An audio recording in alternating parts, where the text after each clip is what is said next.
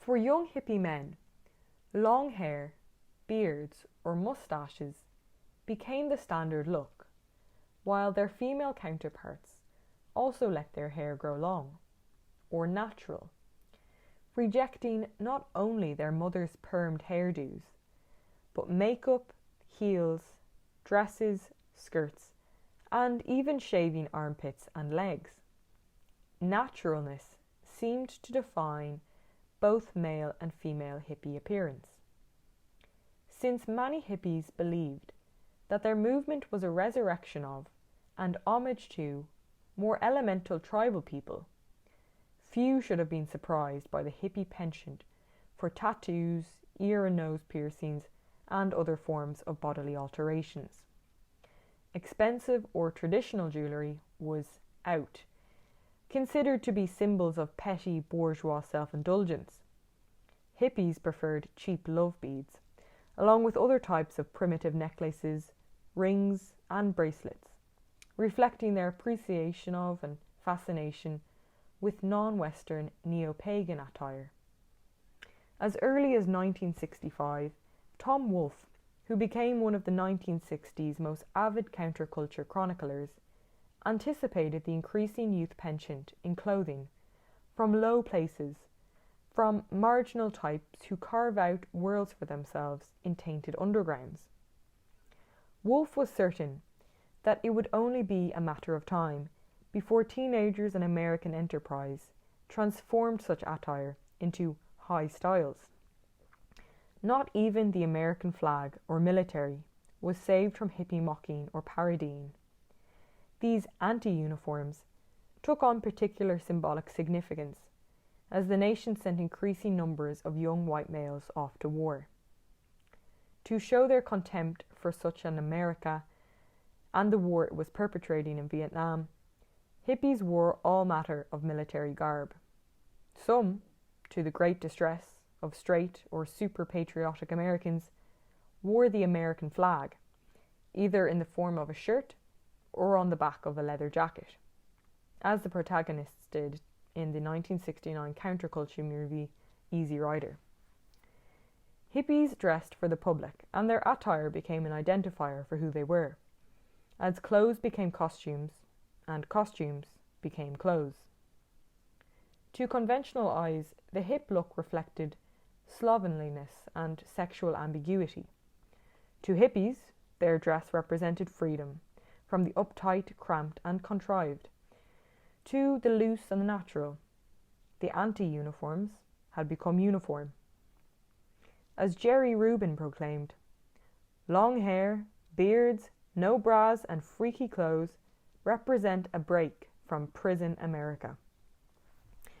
Guy Straight was convinced that, more than any other issue relative to the hippies, it was the way they dressed that caused the straight community's angry and sometimes violent reaction to the hippies. According to Guy, hippies dress the way they did because they have thrown a lot of middle-class notions out the window, and with them the most sensitive middle-class dogma, the neutral appearance. Guy believed the drab attire of middle class not only reflected the desire of its members for mass conformity, but an equally passionate search for secure anonymity. To Guy and other hippies, the larger straight world had become a jungle of taboos, fears, and personality games, and to survive in a jungle requires good protective colouring, the camouflage of respectable appearance.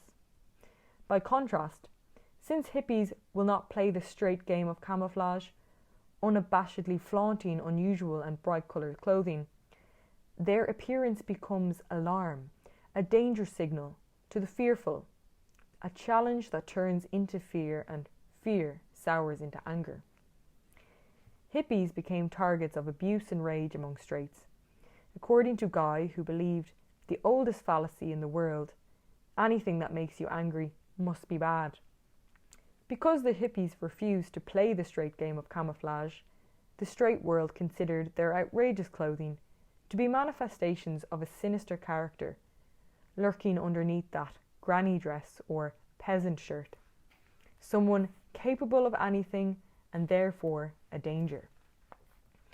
As Thomas Frank had observed, the 1960s and early 1970s men's clothing industry was especially affected by the hippie revolt and the revolution of the youth in general, embracing the new consciousness as a way to revolutionize one of the most staid capitalist enterprises in the country.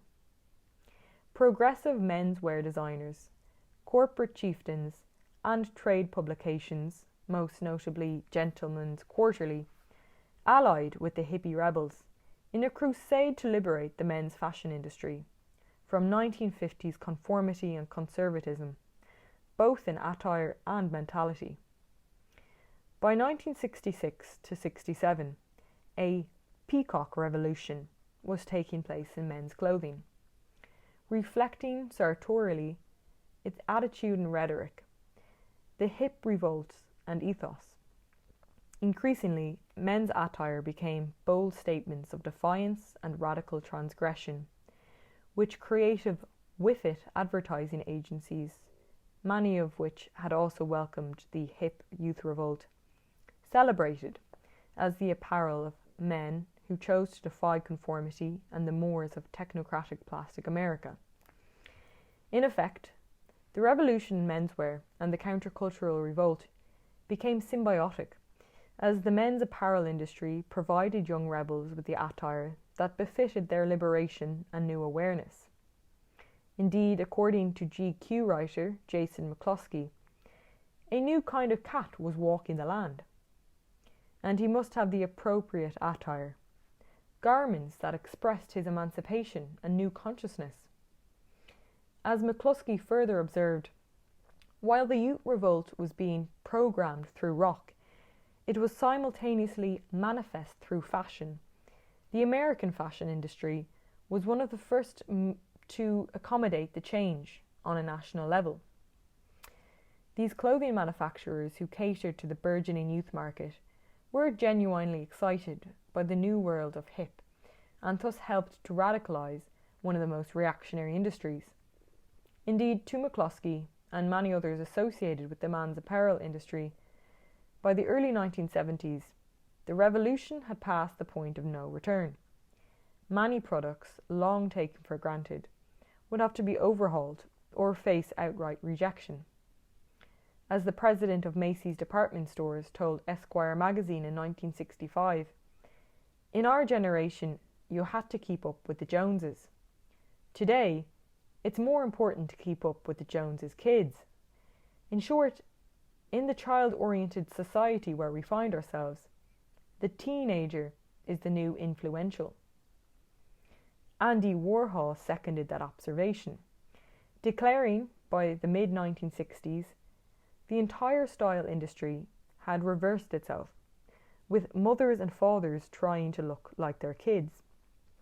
By the close of the 1960s, a hip, youth-inspired and oriented brand of capitalism had come to inform the policies, products, management, as well as the general ethos, vision and direction of some of the nation's most important consumer industries, many of which, down to the present, have remained true to the ideas and practices first initiated during their late 1960s countercultural reformation.